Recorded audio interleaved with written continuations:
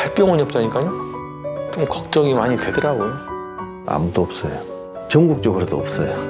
이대로 간다면은 선천성 유전학을 수술할 수 있는 의사가 없어지는 거죠.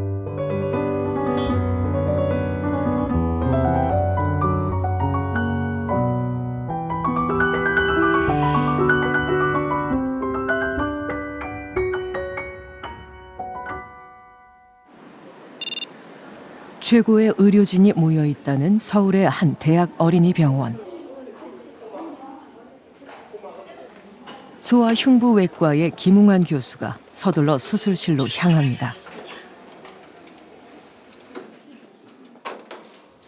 30년 경력의 베테랑 의사. 경력이 쌓여도 긴장은 여전합니다. 교수님께서 혹시 수술 전에 주로 무슨 생각을 좀 하시나요? 아유, 이게 잘 되라고. 그거만 생각하죠. 상황을 다시 한번 최종적으로 점검하고 사실은 이제 뭐 조그마한 차이들이 계속 모인 게 큰 차이가 되거든요. 완벽하게 잘 되도록 그렇게 하고 그냥 그것만 생각하는 거죠. 굉장히 고생을 하는 말인데 지금 저도 기도하겠습니다. 네. 복잡하고 까다로운 소아 심장 수술. 그의 손을 거쳐간 환자가 4,000명에 달합니다. 하지만 매번 난관에 부딪힙니다. 계속 자랄 수 있는 잠재력을 키우면서 수술해야 되거든요. 그다음에 애가 클 때 문제가 없는 수술. 또 하나는 그 특수성이라는 게 같은 환자, 같은 질환에 같은 환자를 두고도 의사마다 치료 방침이 다를 수가 있어요. 어렵죠. 일단은 병이 워낙 다양합니다. 아이들의 작은 심장. 선천성 질환을 치료하기 위해선 고도로 전문화된 지식과 경험의 축적이 필요합니다. 장장 7시간 동안 이어진 수술. 예, 고생하셨습니다. 교수님 수술은 어떻게 됐을까요? 환자가 이제 심장 판막이 4개인데 그 2개가 좀 문제가 있어가지고 2개는 성형을 했어요. 왼쪽 폐동맥 전체를 넓혀주고 수술은 뭐 시간은 좀 걸렸지만 특별한 문제 순조롭게 잘 됐습니다. 지금 현재는 이제 기계랑 분리됐고 심장 잘 뛰고 있고 혈압도 괜찮다. 뒤늦게 밀려오는 피로감. 보호자 좀.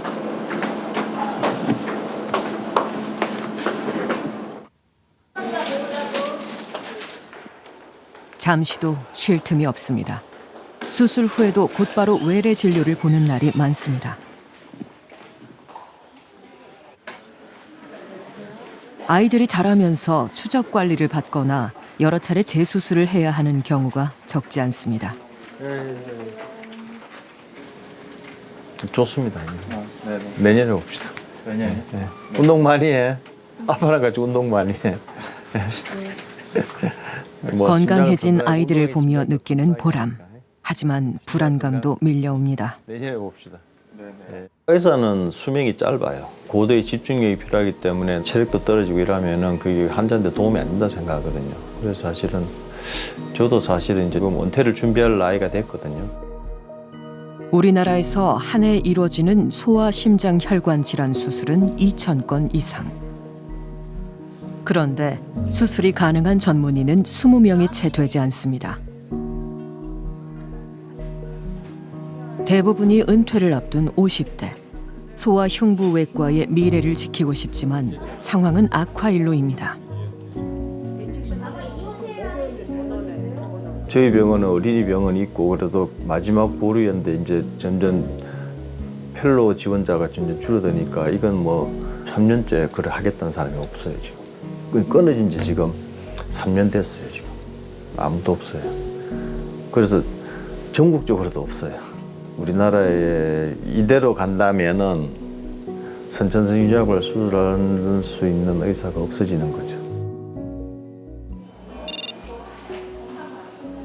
소아신경외과를 담당하는 피지훈 교수. 갑자기 응급수술이 잡혔습니다. 농양이 생겨서 항생제 치료를 하고 있는데 치료가 잘 안 되고 있는 것 같아요. 그래서 농양이 커져가지고 지금 두통, 구토가 심해져서 일단 열어서 농양을 밖으로 빼고 균 검사 내려고 합니다. 소아의 뇌신경계 질환은 발생하는 원인과 증상이 성인과 다른 경우가 많습니다. 끊임없이 치료 방법을 고민하고 수술 자체도 신중하게 접근해야 하는 분야. 전문의가 되기까지 오랜 수련의 과정이 필요합니다. 한 가지를 열심히 잘해서 완전히 엑스퍼트가 되자, 그게 모든 의사들의 꿈이거든요. 소아에서 그렇게 되기가 참 어렵습니다. 환자가 많지 않고 또 종류가 사실은 같은 환자군이 아니기 때문에 책에도 안 나오는 경우가 되게 많거든요. 그거를 이렇게 경험적으로 습득하고 또 하려면 적어도 2사람 이상이 있어서 누군가, 그러니까 좀 연세 있는 분과 젊은 분이 계속 디스커션 하면서 이렇게 배워가는 과정이 필요한 게 좀 더 심한 게 소아인 것 같아요. 아직은 정복되지 않은 영역. 생사의 기로에 놓인 아이들을 살리기 위해선 집단 지성의 힘이 중요합니다. 지금 열었고, 네, 열었고. 경험을 전수하며 새로운 치료법을 개척해온 소아신경외과 의사들. 하지만 그 체계 역시 흔들리고 있습니다. 소아신경외과를 전공하고 있는 이제 꿈나무죠. 현재는 지금 전국에 2명 있습니다. 2분 다 지금 저희 병원에 있어요. 다른 병원은 지금 전무한 상황이고요. 지원자가 없고, 또 지원자가 없으니까 또 그걸 트레이닝하는 시스템들도 많이 무너져 가고 있거든요. 젊은 의사들도 어깨가 무겁습니다. 부족한 빈자리를 채우려면 일당백의 자세로 임해야 할 때가 많습니다. 부담 반 걱정 반이죠. 왜냐면 이제 교수님들이 워낙에 지금까지는 어떻게든 힘든 상황이지만 길을 잘 닦아 놓으셨고, 연구면 연구, 뭐 수술이면 수술, 진료면 진료, 모든 분야에서 정말 약간 인생을 거의 바치면서 이렇게 살아오셨던 게 보이거든요. 저는 사실 저도 미래가 어떻게 될지 모르겠습니다. 저도 모르겠는데 저에서 제가 잘못해서 대를 끊게 하고 싶진 않습니다. 소신 있는 선택을 지켜가고 싶습니다. 하지만 사명감만으로 소아과의 미래를 짊어지기는 역부족입니다. 이걸 담당할 사람이 전국에 3사람밖에 없다. 그러니까 개인이 짊어지는 부담감도 크고, 사회적 롤은 본인이 원하든 원하지 않든 그건 커질 수밖에 없습니다. 굉장히. 어떻게 하면 이것을 우리가 확 늘리진 못하더라도 이 사람도 이게 이렇게 없어져서 진짜 소멸하지는 않게는 좀 막아야 될 것 같다고 생각이 듭니다. 매일 또 하나의 사투가 벌어지는 곳. 응급실의 밤이 시작됐습니다.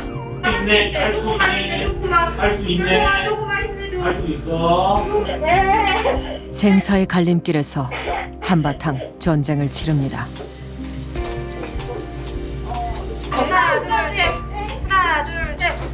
소아 환자 볼 수 있는 능력 중에서 이제 중요한 것이 이제 소아 환자의 응급 진료를 할 수 있는 소아청소년과나 응급의학과 전문의가 있어야 되는데, 이제 그 2개가 사실은 없어서 많은 대학병원들은 이제 그 원로 교수님이나 그 아래 교수님들 1-2명만 남아 있고 그 밑에 아무도 안 계시고 전체적으로 굉장히 어려운 상황에 직면해 있습니다. 네. 의사가 부족해지면서 소아 응급 환자도 위태로워졌습니다. 24시간 소아 응급실을 운영하는 병원은 전국에 12곳. 그나마 이곳은 상황이 나은 편입니다. 네, 여기가 이제 그 심폐소생술에 준하는 그런 중증 응급 환자가 왔을 때 바로 입구에서 들어와서 눕혀서 처치를 하는 그런 공간이 되겠습니다. 네. 그러면은 이제 주로 이제 심야 시간대나 네네. 뭐 그렇게 휴일이나 이런 때도 이렇게 계속 환자들이 오는 거죠. 그렇죠. 코로나 이후에 환자가 이제 우리 소아응급 의료 환경이 나빠지면서 환자가 더 늘어가지고 거의 한 30% 정도 더 늘었습니다. 그래서 평균 한 120명 정도 오고 있습니다. 밀려드는 환자들 속 위중한 아이에게 빠른 대처를 하기 위해선 소아과 전문의의 역할이 중요합니다. 하지만 언제까지 남은 인력으로 버틸 수 있을지 걱정이 앞섭니다. 저희가 이제 1호 소아 전용 응급실이었거든요. 그때 24시간 전문의가 상주하는 꿈의 응급실이다 처음에 이제 뜻이 있고 좀 약간 헌신하는 사람들이 숨이 차다, 말이 안 나온다 이런 정도의 그러니까 업무 강도가 생기는 거죠. 상교대로 이렇게 근무를 돌아가려면 적어도 6명, 7명이 한꺼번에 확보가 돼야지 그만두지 않고 할 수가 있는데 몇 명이 또 그 이탈을 하게 되면 그냥 시스템이 그냥 무너져 버리는 거고. 교수님께서도 굉장히 이제 힘드신 것 같은데 네. 좀 그럼에도 불구하고 그냥 지키시는 이유는 뭐세요? 요거는 사실 그러니까 제가 선택한 일이고 그리고 무엇과도 바꿀 수 없는 그런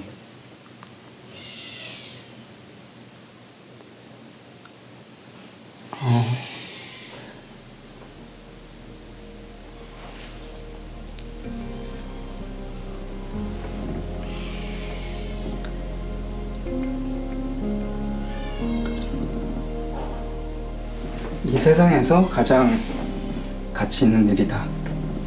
그런 느낌을 받습니다. 안녕하십니까, 유종훈 PD입니다. 아픈 아이들에게 마지막 희망이 되어주는 대형 종합병원. 우리나라 소아 중증 치료의 최전선 같은 곳입니다. 하지만 정작 의료진들의 현실은 위태로웠습니다. 대를 이을 의사가 없고 후학을 양성할 시스템도 무너져가는 상황. 이런 추세대로라면 몇 년 후엔 소아청소년과 의사 소멸시대를 맞이할지도 모릅니다. 최고의 권위를 자랑하는 병원에서 포착된 위기의 징후. 그런데 이미 임계점을 넘어선 곳도 부지기수입니다. 중증 소아 환자들은 더 이상 갈 곳이 없다는 지방의 현실로 좀 더 깊숙이 들어가 보겠습니다. 전라남도 광양. 9개월 시훈이가 외출 준비를 합니다. 능숙하게 아이의 짐을 챙기는 지우 씨. 특히 신경 쓰는 건 위생용품. 빠진 물건이 없는지 꼼꼼히 점검합니다.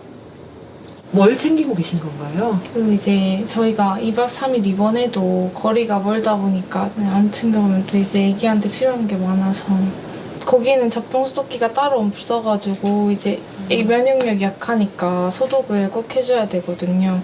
그래서 이제 챙겨가야 돼요. 아이가 투병 생활을 한 지 벌써 4개월째. 새 식구가 길에서 보내는 시간이 많아졌습니다. 4월부터 중순에 밥을 갑자기 이제 안 먹기 시작하더라고요. 그래가지고 이제 살이 조금씩 빠지길래 병원을 갔는데 이거는 여기서 할 게 아니라 큰 병원을 가봐라 이렇게 바로 말씀하시더라고요. 종양의 크기가 너무 커가지고 간이 4등분이면 한 3등분 정도를 잡아먹었대요, 종양이. 그래가지고 하루빨리 이제 항암 치료를 안 하면 아기가 되게 위험할 거다. 여러 병원을 전전한 끝에 서울의 종합병원에서 항암 치료를 받기로 했습니다. 칭얼대는데 그런 거 봐요. 항상 올라가는 길에 울더라고요. 처음에는 이제 너무 어려서 몰랐는데 지금은 그래도 조금은 아는 것 같아요. 병원을 옮겨야 될지 말아야 될지 고민을 많이 했어요. 지역에서 병원을 찾기가 어렵습니다. 여기 밑에는 이제 응급실도 그 선생님들이 별로 안 계셔가지고 아기가 열이 나면은 어떻게 해야 할지를 모르겠더라고요. 그래서 이제 그런 것도 있어서 위로 올라가게 된 것 같아요. 4시간을 넘게 달려 도착한 서울.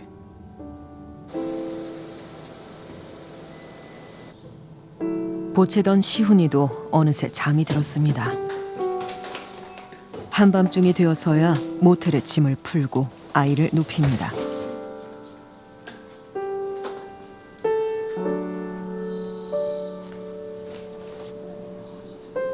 입원 수속까지 이어지는 긴 대기 시간. 낯선 곳에서 하루를 버팁니다.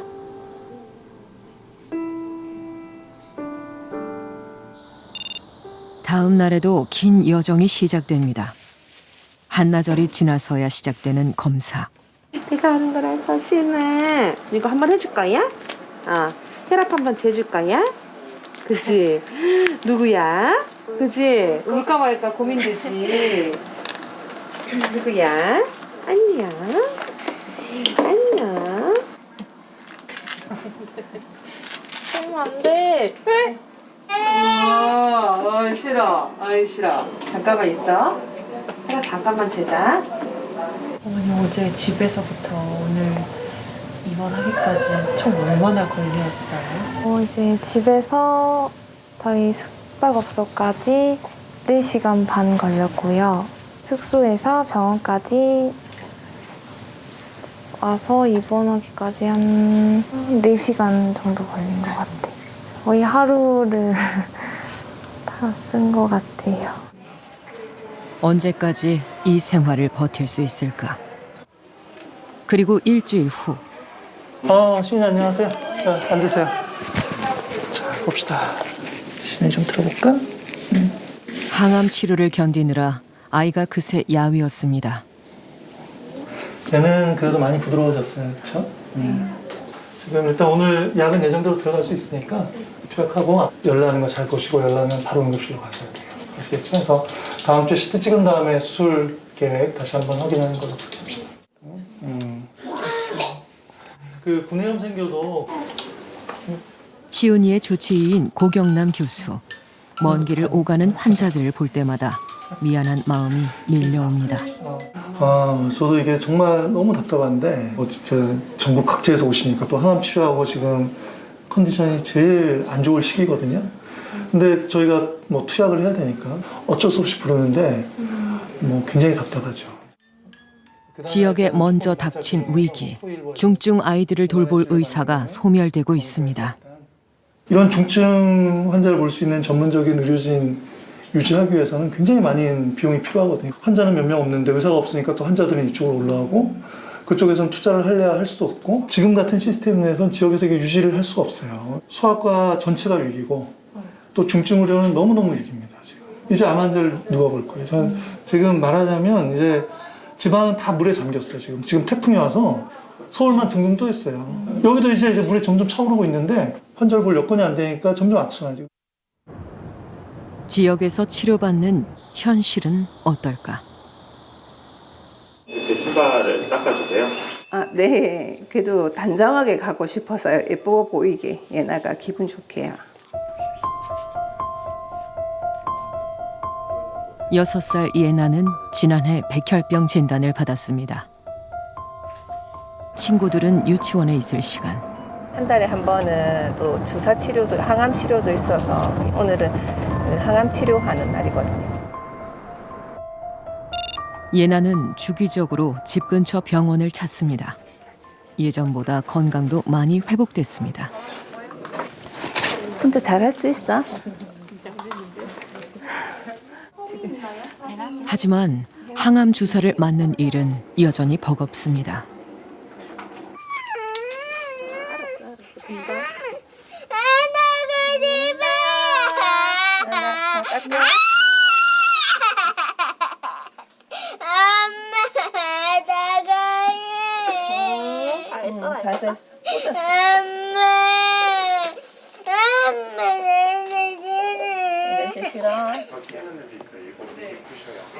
한 해에 발생하는 소아암 환자는 1200명 남짓. 10명 중 7명이 거주지를 떠나 수도권 병원에서 치료받고 있습니다. 예나만 키우면 일단 예나만 뭐 데리고 올라갈 수도 있는데 또 첫째도 있으니까 제가 직장 다니면서 예나를 케어할 수 있는 여건이 되니까 정말 다행이라고 생각해요. 운이 좋았다고 생각이 들고요. 예나의 주치의인 양유진 교수. 예나야, 코로나하고 아팠어? 열은 며칠 났어요? 코로나하고? 한 38도 넘는 한 3일 갖고 잔열 약간 있어가지고. 양 교수의 상황도 쉽지 않습니다. 지금 외래를 보는 인력 2명의 교수진이 전부가 맞고요. 그중에 하나가 저고 그중에 한 분은 제가 이제 스승님으로 모셨던 분 한 분과 함께 둘이서 근무를 하고 있습니다. 스승님 네. 곧 은퇴를 앞두신 건가요? 네. 2년이 좀 안 남으셨어요.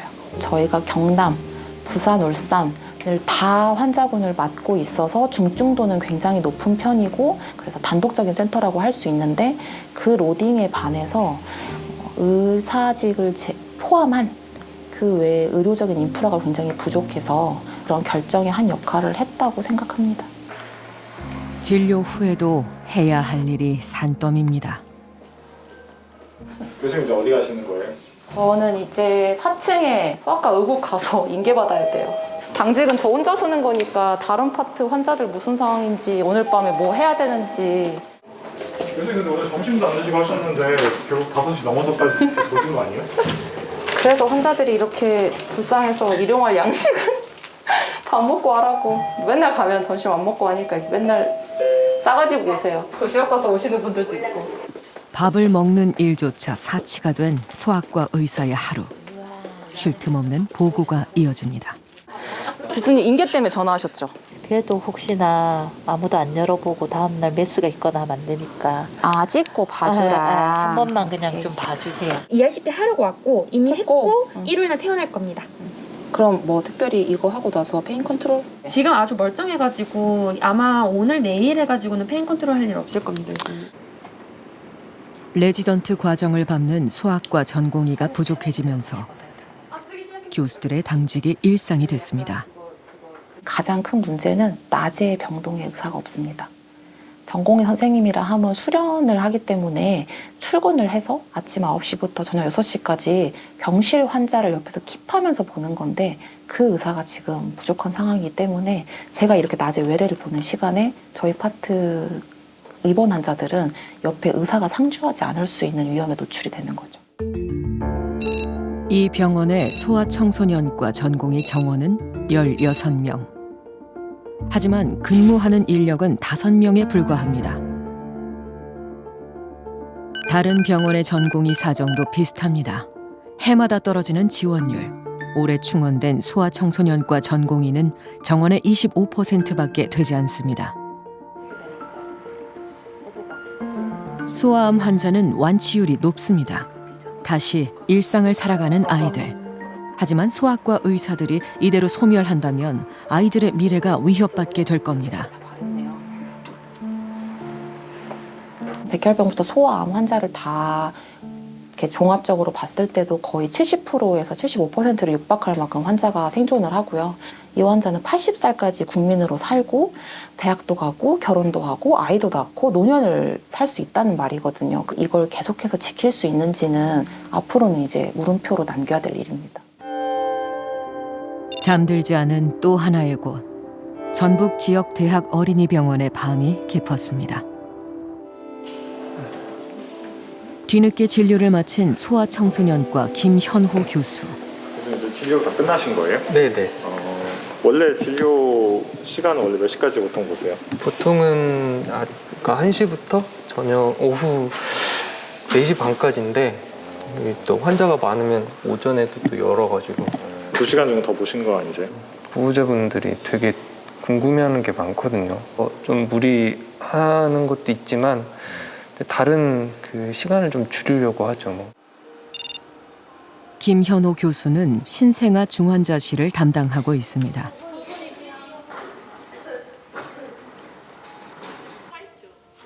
세상에 빠른 출발을 한 이른둥이와 고위험 신생아를 집중적으로 치료하는 전문 병동. 미수가 발생률이 매년 증가하면서 의사들의 부담도 커지고 있습니다. 신생아 중환자실이 일단은 극단적인 상황에서 기능이 정지된다라고 하면 여기 이제 전북 권역은 매우 살기 아이들이 힘든 아픈 아이들이 갈 곳이 없는 그런 도시가 될 거예요. 신생아들은 병세가 갑자기 나빠지는 경우가 많습니다. 24시간 관찰이 필요한 중환자실. 그런데 전공의는 1명뿐입니다. 25베드이기 때문에 거기에 주치의가 최소한 10명 이상을 보면은 중환자를 보면 너무 과도하다고 저는 생각이 좀 들거든요. 그래서 적어도 한 3명 정도는 있어야 된다. 그랬는데 지금은 이제 1명만 운영이 되고 있어서 또 추가로 모집을 해보려고 했지만 잘 안 되는 것 같아요. 너무 거절을 많이 당해서 야, 이걸 내가 그렇게까지 해야 되나? 좀 그런 생각도. 교수님들 사이에서는 야, 이제 자존심이 너무 많이 상한다. 뭐 그런 얘기도 많이 하시고 그런 상황입니다. 다행히 입원 전담 의사와 당직을 나눠 서고 있습니다. 하지만 나눠지지 않는 책임감의 무게. 혼자 보내야 하는 시간이 많습니다. 식사 하죠? 예.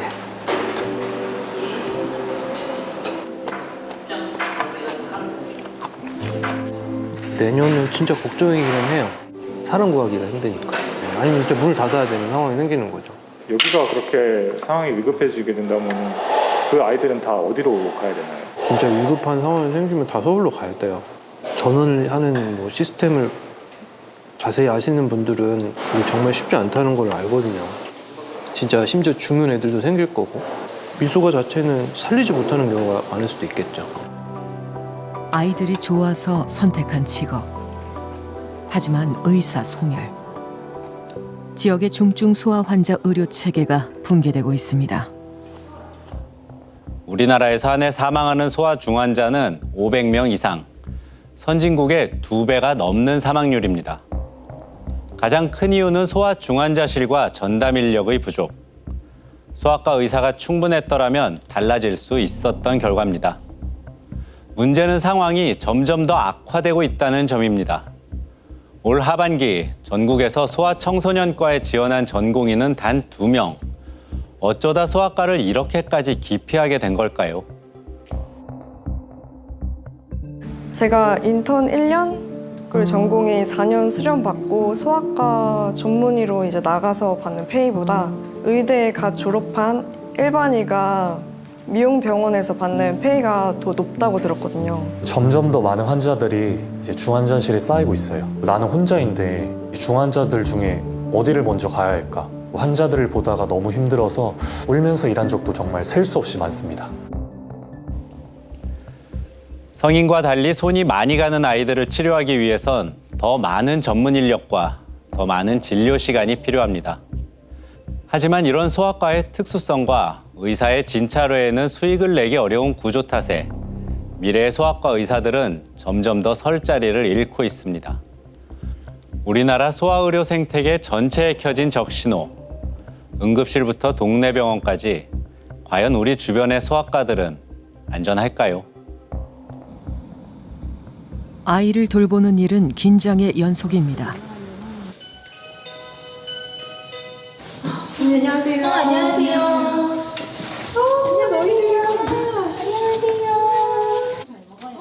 개구쟁이 쌍둥이를 키우는 윤주 씨.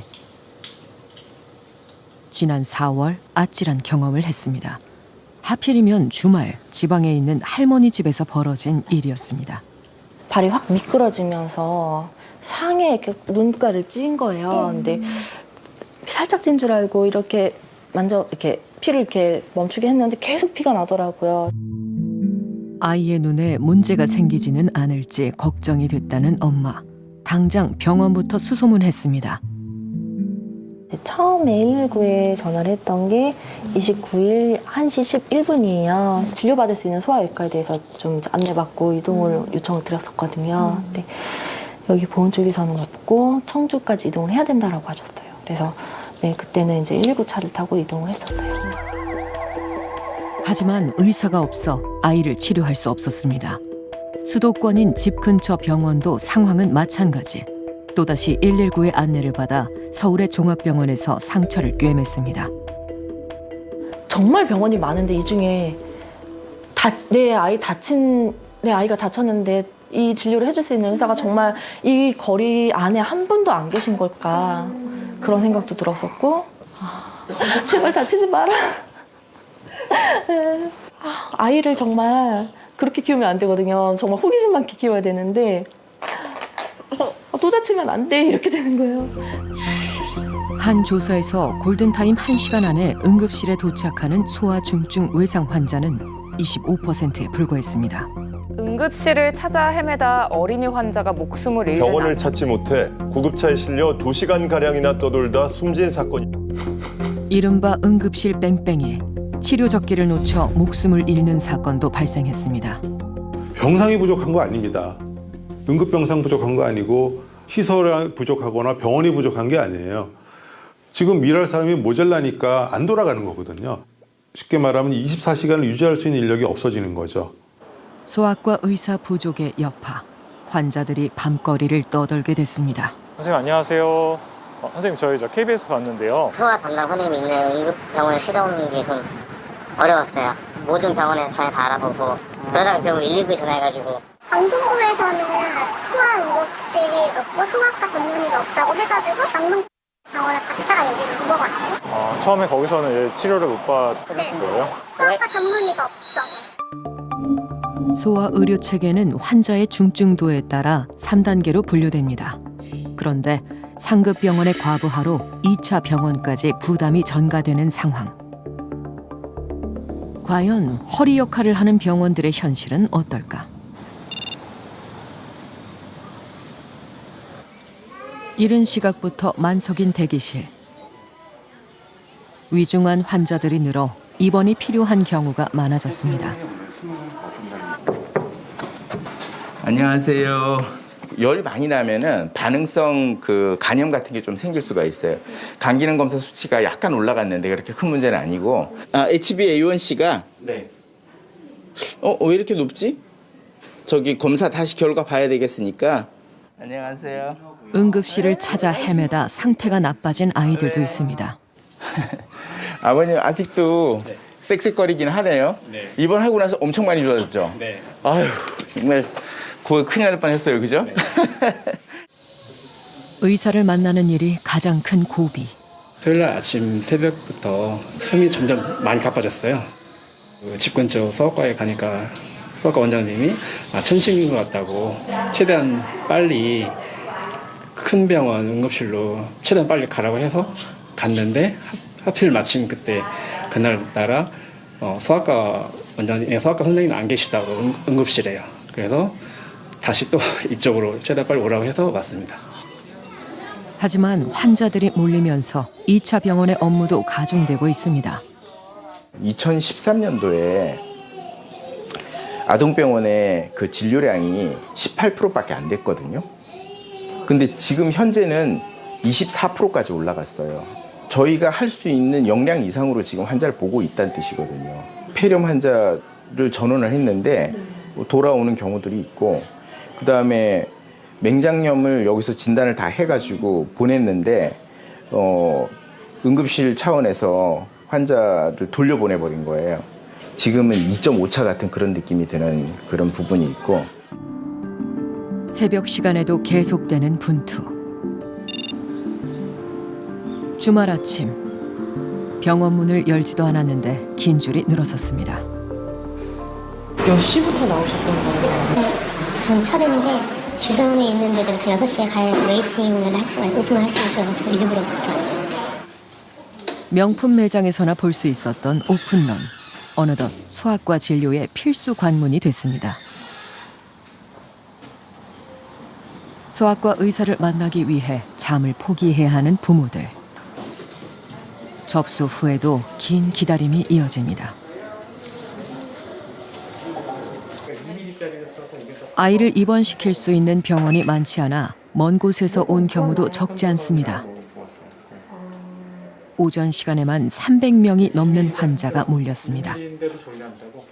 저희는 충남은 다 오고요. 서산, 당진, 홍성, 무슨 태안 이런 데가 좀 먼데 그렇고 서울에서 입원한 데서 여기까지 날라온 일도 꽤 있어요. 네.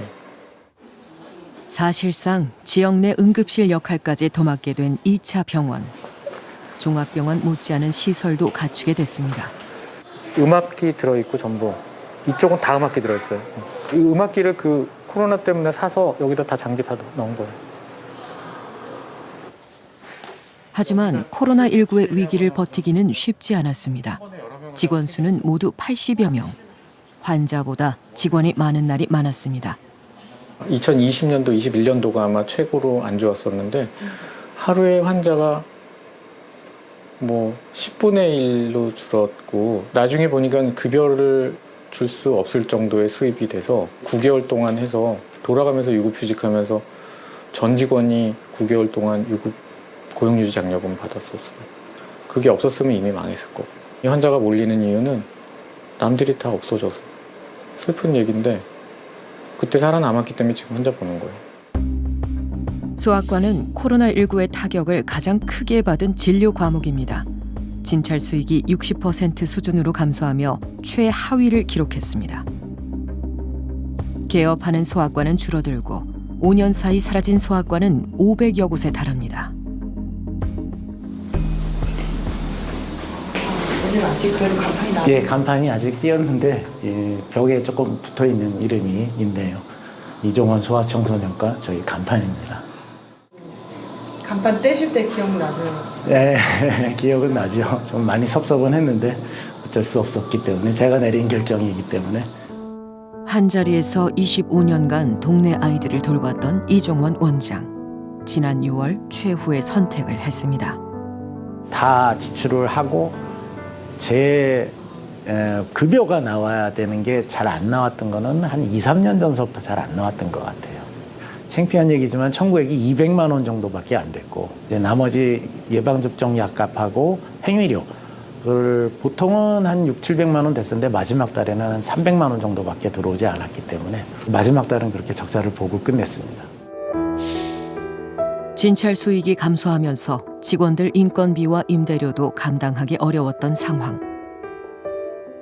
주변의 학생 수마저 줄어들어 더 이상 미래가 보이지 않았습니다. 25년간의 개업 생활이 주마등처럼 확 스쳐 지나가는데 시대가 변하고 내가 뭘 대처를 잘못했나 이런 생각도 하게 되고 우리나라 아이들 출산율 감소 이런 것들이 얼마나 심각한가 이런 것도 많이 느끼고 있습니다.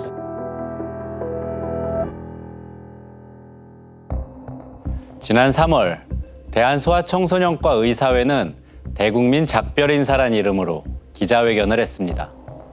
저출산의 위기 속에 지금과 같은 낮은 의료 수가가 계속된다면 소아청소년과를 지탱하기 힘들다는 호소였습니다. 이미 소아과 간판을 포기하고 피부 미용이나 비만 같은 다른 진료에 뛰어든 의사도 적지 않다는 상황. 이런 사이 의료 공백은 더욱 심각해집니다. 전국에 소아과가 없는 시군이 58곳이나 됩니다. 정부도 뒤늦게 대책 마련에 나섰습니다. 진료 사각지대를 해소하고 소아 의료 체계를 확충하겠다는 방침.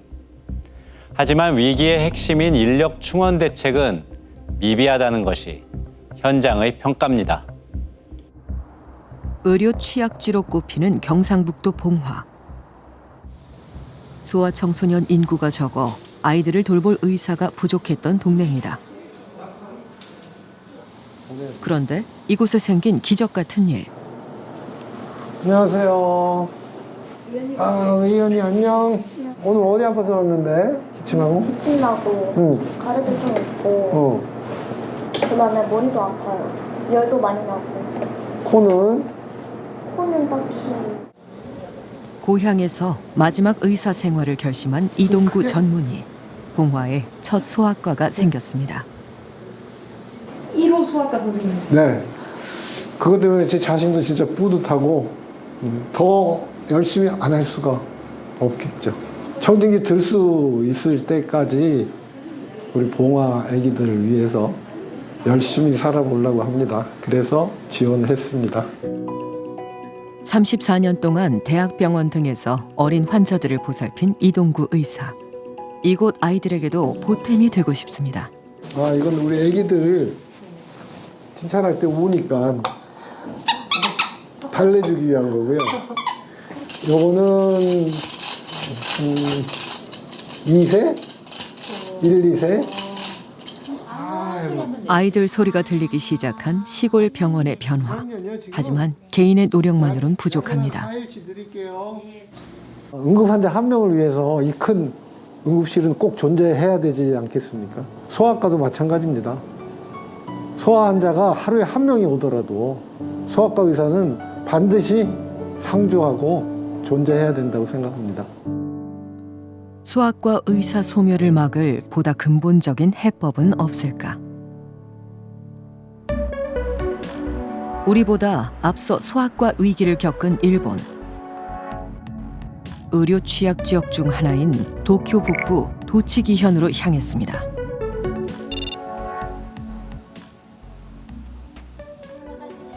어린이 재활병원에서 장애아동을 돌보는 마스다 씨. 대학을 졸업한 후 올해로 9년째 지역에서 소아과 의사로 근무하고 있습니다.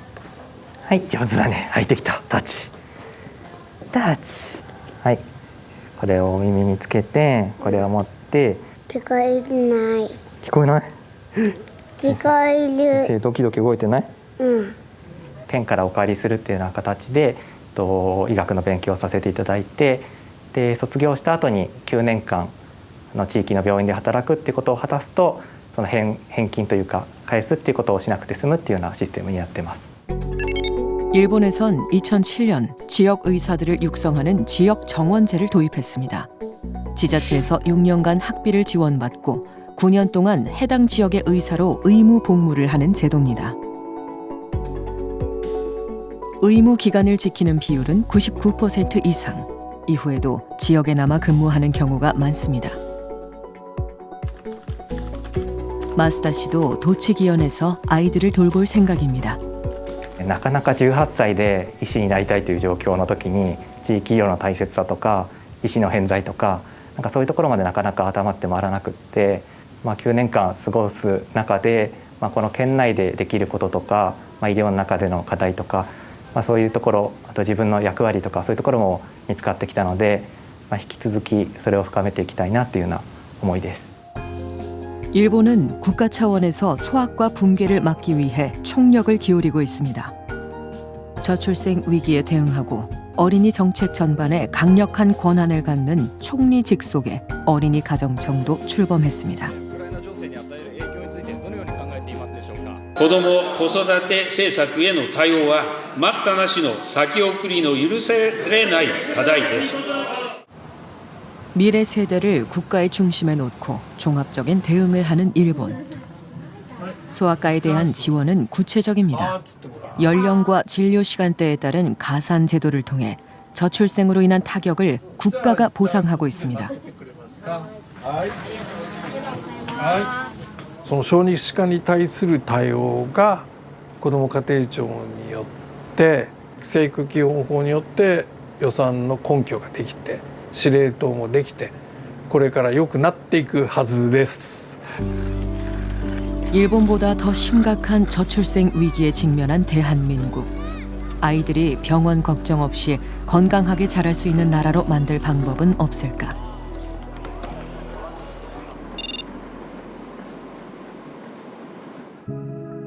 어려운 여건 속에서도 생명을 살리기 위한 의사들의 노력은 계속됩니다. 2,000건 넘는 소아 심장 수술을 집도한 곽재건 교수. 어린애들을 수술하게 되면은 역신년에 영향을 줄 수 있는 거니까 정말 바짝바짝 온 정신을 집중해서 할 수밖에 없고. 이번 수술 과정엔 진로를 고민하는 의대생도 참관했습니다. 가는 길에 대해서 이제 제가 좀 망설임이 없어질 수 있는 기회가 되지 않을까 생각이 들어서 소아 심장을 선택해서 실습을 하게 되었습니다. 보호자의 마음도 많이 알아줄 수 있는 의사가 되고 싶다라는 생각이 많이 들었습니다. 쉽지 않은 수술이었지만 다행히 결과가 좋습니다. 수술을 집도한 곽재건 교수도 이제야 마음이 놓입니다. 다행히 예전에 수술했었던 자리 유착도 심하지 않고 그래가지고 생각보다 더 빨리 끝난 것 같습니다. 오늘 뭐 네네. 참여한 의대생들한테 뭐 해주고 싶은 그런 말씀 해주고 싶은 꼬시려고 흉부외과나 소아심장 쪽 좀 꼬시고 싶은 마음, 꼬드기고 싶은 마음도 좀 있고. 똑같은 장면을 보고 어떤 사람은 와 이거 정말 해볼 만하다 이런 사람도 있고 어떤 사람은 아휴 그냥 할만한 줄 알았더니 저렇게 조그만 애 어떻게 해 이렇게 해서 마음을 접는 사람도 있을 것 같은데 그냥 전자였으면 좋겠습니다. 아이들을 치료하며 느끼는 기쁨. 더 많은 후배들이 소아과에서 가슴 뛰는 미래를 만들어가길 바랍니다. 그런 애들 볼 때는 하길 잘했다는 거는 그건 정말 100%. 애들 좋아져가지고 크고 부모님들이 저한테 너무 고마워해 줄 때는 제가 한 일이 대단하다고 생각해 주시는 거잖아요. 근데 저는 그렇게까지 생각이 안 들거든요. 솔직히 말씀드리면 난 정말 엄청난 일을 했어 이런 생각은 안 들기는 하는데 그런 것 때문에 버티고 하는 거죠. 환자들이 준 편지들이 있어요. 이런 거 우리에게는 소아과를 지탱할 버팀목이 필요합니다. 무슨 일이 터져도 해결책은 있을 거라고 생각도 들고 그냥 저는 제 소명이라고 생각하고 하던 일 계속하고 그러면서 그냥 지내려고 합니다. 소아과를 살릴 수 있는 마지막 골든타임. 지금 수술대 위에 서 있는 것은 우리 사회가 아닐까요?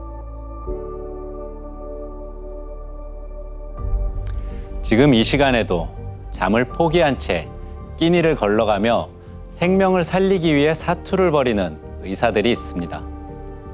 더 이상 이들의 희생과 헌신에만 소아과의 운명을 책임지게 할 수는 없습니다. 전문가들은 당장이라도 범정부 차원의 강력한 지원책이 마련돼야 한다고 입을 모읍니다. 소아청소년과는 국가에서 반드시 보호하고 지켜줘야 되는 사회 안전망 자산이고 최소한 하고 싶은 사람은 뛰어들어도 충분히 서바이벌 할 수 있고 전문의로서 보람을 느끼고 할 수 있다. 근데 그걸 국가에서 보여줘야죠. 일부에선 의사들은 돈을 잘 벌지 않냐, 의사수를 늘리기 싫어하는 밥그릇 문제가 아니냐, 이렇게 냉소적으로 이야기하기도 합니다. 분명 장기적으론 의사수를 늘리기 위한 합의와 정책도 필요할 것입니다. 하지만 의사 한 명을 길러내는 데 걸리는 시간은 10년 이상. 지금 당장 소아과에 심폐소생술을 하지 않는다면 피해를 보는 건 결국 우리 아이들입니다. 모든 아이들은 미래를 누릴 자격이 있습니다. 소아과 붕괴 위험이라는 충격적 현실 앞에 추정 60분은 다시 한번 묻습니다. 우리는 아이들의 미래를 지켜줄 준비가 돼 있습니까?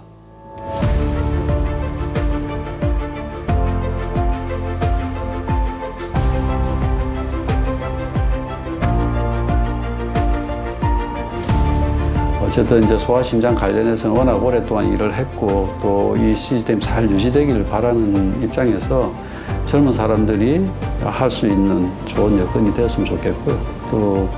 또 그런 사람들이 또 나왔으면 좋겠어요. 좀 자기 좀 헌신적으로